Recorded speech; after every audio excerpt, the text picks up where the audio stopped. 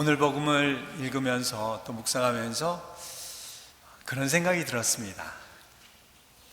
나는 참 주님의 복음 말씀을 잘 따르고 실천하는 사람이구나, 이런 좀 교만한 생각이 좀 들었습니다. 왜 그러냐면 주님께서 말씀하신 대로 이제 한적한 곳에 가서, 외딴 곳에 가서 좀 쉬어라 라고 한 것을 제가 지난 주간에 잘 실천하고 와서 휴가를 갔다 와서 이게 주님께서 나에게 하신 말씀이셨구나 라는 생각을 했습니다. 아까도 말씀드렸지만 저는 캐나다에 한국에 있을 때 아는 지인이 본당 교우 아는 분들이 있어가지고 거기에 들리면서 자연경관 좋은 부분도 보고 또 아는 지인들도 보면서 쉬면서 또 휴가를 보내다 왔습니다. 근데 알다시피 집 떠나면 고생인 거 아시죠?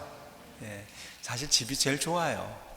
이제 여행이 주는 기쁨도 있지만 사실 기쁘려면 익사이팅한 것을 추구하다 보면 사실 몸이 축납니다. 사실 좀 많이 피곤하고 힘들더라고요.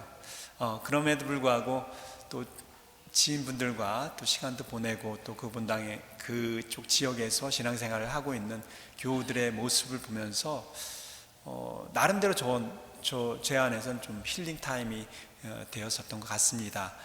그쪽 본당에서 이제 로컬 성당을 다니는 분인데 참 좋았던 것은 그분이, 제가 아는 그 교우분이 그 본당 신부님 칭찬을 막 하는 거예요. 신부님이 이래서 좋고 저래서 좋고 막 하는 그런 부분들을 들으면서 저야 그 이야기를 들으면서 세민하고 그럴 일은 없죠. 근데 그 부분이 너무 좋았습니다. 왜냐하면 신자분들과 신부님과 관계가 참 좋으면서 이렇게 행복하게 또 서로가 서로를 칭찬하고 하면서 살아가는 모습을 보면서 저도 또한 그 신자분이 이제 로컬 신부님이죠. 그 신부님의 그 칭찬하는 모습을 보면서 나도 저런 신부님이 돼야 되겠구나라는 그런 나름대로의 이제 놀러 간 거긴 하지만 휴가 기간이긴 하였지만 저 나름대로의 무슨 피정가 같은 그런 시간이었다라는 생각이 좀 들었습니다. 그 로컬 성당에서 이제 미사를 봤는데 그 신부님이 참 미사를 드리는 게 너무 자연스럽게 또 교우들에게 많은 기쁨을 주면서 미사를 하는 모습 보면서 나는 좀 그런 부분이 부족하지 않을까 이런 생각도 하면서 어떤 반성의 시간도 가졌습니다. 참 특이했던 것이 미사를 끝나고 퇴장하는데 꼬맹이들 한 10대 명이 달라붙어요. 신부님한테. 그래서 신부님 막 여기 제 입자락을 붙잡으면서 신부님 나 좀 보라고 막 하면서 애들이 막 신부님 배를 찌르고 막 하면서 10대 명이 가면서 나가는데 너무 부러운 거예요. 저는 사실 저도 한국에 있을 때는 어린이 미사를 굉장히 좋아했고 또 어린이들을 굉장히 좋아합니다. 제가 애들 같잖아요, 좀. 여기 와서는 좀 그런 게 안 보였나 보죠? 저는 애들하고 코드가 맞습니다. 초등학생들.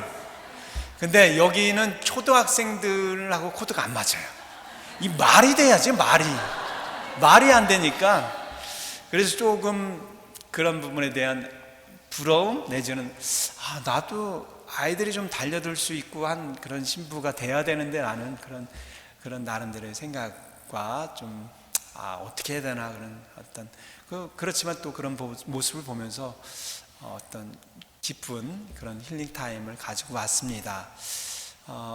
모르겠어요. 제가 이제 우리 본당을 거치고 나서 한국에 돌아가서 어린이 미사 때 그 전처럼 아이들을 잘 대할 수 있을까 이런 걱정까지 드는 것이 사실입니다. 제가 왜냐하면 우리 본당에서 아이들과 제가 잘 지내지 못한 부분이 있어서 다음 한국에 들어가게 되면 과연 어린이 미사를 잘 할 수 있을까 이런 걱정도 되긴 하지만 그때는 또 잘 할 수 있을 거라 또 생각도 합니다. 어쨌든 여행을 가고 또 휴가를 보냈지만 또 저 나름대로는 꼭 피정을 하고 성당에 가서 묵상을 하고 기도해야지만이 그런 어떤 힐링이 되는 것이 아니라 또 우리가 살아가는 이 일상 안에서도 또 놀러 가서도 무엇을 하든지 간에 우리가 그 안에서 주님을 만날 수 있고 그 안에서 내 자신을 반성할 수 있고 돌아볼 수 있고 하지 않을까 싶습니다. 오늘 복음에 먼저 사도들이 한 일과 가르친 것을 예수님께 낱낱이 보고했다는 대목이 눈에 들어옵니다. 저는 그 모습을 보면서 우리가 신앙생활을 하면서 신자분들끼리 만나서 성서를 읽고 또 묵상을 하고 나눔을 하고 또 생활 나눔을 하는 그런 모습들이 생각이 났습니다. 오늘 복음을 통해서 저는 좋은 복음의 사도요, 참된 신앙인이 되기 위한 요소를 찾아볼 수 있겠다 싶은 생각이 들었어요. 첫 번째로 좋은 신앙생활을 이루려면 활동이 있어야 되는 거죠. 사도들은 과연 어떤 활동을 하고 주님께 보고를 드렸을까요? 물론 주님의 권능에 힘입어서 말씀을 선포하고 마귀를 쫓아내고 병자를 고쳐주는 그런 예수님이 행하신 그런 일들 똑같이 행했겠죠. 어떻게 보면 지금 오늘날의 우리 식대로 표현하자면 아픈 이들을 방문하고 또 신앙생활이 좀 미진한 이들을, 냉담자들을 방문하고 또 혹은 믿지 않는 이들에게 교를 선포하는 선교 활동을 하고 뭐 그런 일들이 되겠죠. 그렇다고 일상생활과는 관련 없는 교회 내적인 일들만은 아니었을 거라 생각이 듭니다. 일상의 나의 삶이 곧 활동이라는 그런 고양된 의식이 분명히 있었을 것 같아요. 내가 하는 일을 통해서 하나님께 영광이 되어야 하고 일상 안에서 복음을 살고 전해야 하는 것, 바로 그 삶을 살아가지 않았을까 싶습니다. 즉 한마디로 우리의 삶 전체가 복음 선포의 여정이 되어야 한다는 이야기죠. 왜냐하면 참된 신앙은 늘 이렇게 선교지향적으로, 그러니까 우리의 삶이 내 개인 삶이 아니라 교회의 삶이 되는 것이고 하느님과 예수님을 대변해 주는 삶이 되어야 하기 때문입니다. 두 번째로, 그런 우리의 삶과 활동을 나누는 자리가 있을 때 우리는 참된 신앙인이 되고 또 좋은 복음의 사도가 될 수 있겠다라는 생각이 듭니다. 사도들처럼 공동체로서 주님께 보고하는 자리를 늘 가져야 하는 것이죠. 우리는 그곳에서 우리와 함께 일하시겠다고 약속하신 주님께 대한 믿음을 확인할 수 있게 되기 때문입니다. 바로 그럴 때 그분께 대한 감사와 찬미가 저절로 우러나올 수 있는 것이죠. 그런데 우리가 잘하고 또 어떤 실적을 올린 부분에 대해서만이 아니라, 그런 자랑스러운 성공 사례나 그런 부분만이 아니라 실패 사례와 또 고통과 또 어려움도 함께 보고되었을 거라 생각이 됩니다. 실제로 마르코 복음에 보면 제자들이 마귀를 쫓아내지 못했다고 보고한 적도 있습니다. 그래서 예수님께서는 그것은 기도가 아니면 다른 방법으로 되지 않는다, 예수님께서 또 그 답을 주시기도 했었죠. 바로 그러한 자리가 우리들에게 필요하죠.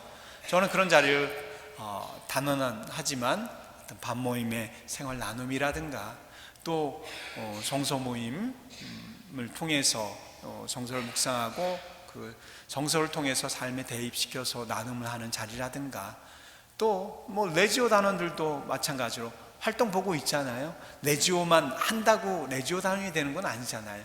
레지오 단원에 충실하게 해야 될 기도도 그렇지만 활동도 해야 되는 것이고, 바로 그런 어떤 것이 우리들에게 필요하지 않을까 싶습니다. 세 번째는 주님께서 말씀하신 대로 그야말로 외딴 곳에 가서 쉬는 것이 필요하겠죠. 그 쉼은 번잡함을 떠나서 음식을 들고 휴식을 취하는 시간이기도 하지만 두 번째 요소와 함께 주님 안에서 쉬고 그분의 빛 속에서 내가 살아가는 지금 현실의 삶을 어떤 돌아보고 또 숙고해보고, 그래서 잘못된 부분이 있다면 고쳐서 다시 그 생활로 돌아왔을 때 새로 시작할 수 있는 그런 힘을, 리프레시할 수 있는 그런 힘을 주는 그 시간을 보내는 것이 우리들에게 필요하지 않을까 싶습니다. 활동과 또 나눔과 또 주님 안에서 쉼, 이 세 가지의 일련의 단계와 과정들을 거치면서 우리는 다시 삶의 자리에 파견되어서 복음을 살고 전할 용기와 힘을 얻게 되지 않을까 싶습니다. 여러분들 한번 돌아보십시오. 나는 활동과 또 생활 나눔이라고 할 수 있는 그런 보고와 또 가끔은 지치고 힘들었을 때 내가 다시 리프레시 할 수 있는 그런 쉼의 자리를 어떻게 갖고 있는가, 그것을 내가 잘 해나갔을 때 올바른 신앙 생활을 해나갈 수 있기 때문에 늘 그것을 점검해 봐야 되지 않을까 싶습니다. 그러나 무엇보다도 우선적이고 중요한 요소는 오늘 복음의 말미에 나오는 말이 아닐까 싶습니다. 목자 없는 양과 같은 백성을 바라보는 예수님의 가엾은 마음, 가엾이 바라보는 그런 마음과 사랑의 시선입니다. 일단은 그러한 예수님의 마음을 늘 우리가 느껴야 됩니다. 깨달아야 됩니다. 주님께서 나의 이렇게 어렵고 힘든 이 삶의 자리 안에서도 늘 우리를 그렇게 지켜보고 바라보고 계시다는 그 시선을, 그 마음을 깨달는 것이 우선 중요합니다. 그리고 그 다음에 그런 마음을 깨닫고 나도 그런 시선과 그런 마음으로 주위에 있는 가족으로부터 또 모든 이웃에게까지 그런 마음과 시선으로 바라볼 수 있을 때 바로 우리 안에서 주님께서 선포하신 하나님 나라는 우리 옆에 또 우리와 함께 자리 잡을 수 있을 것입니다. 아멘.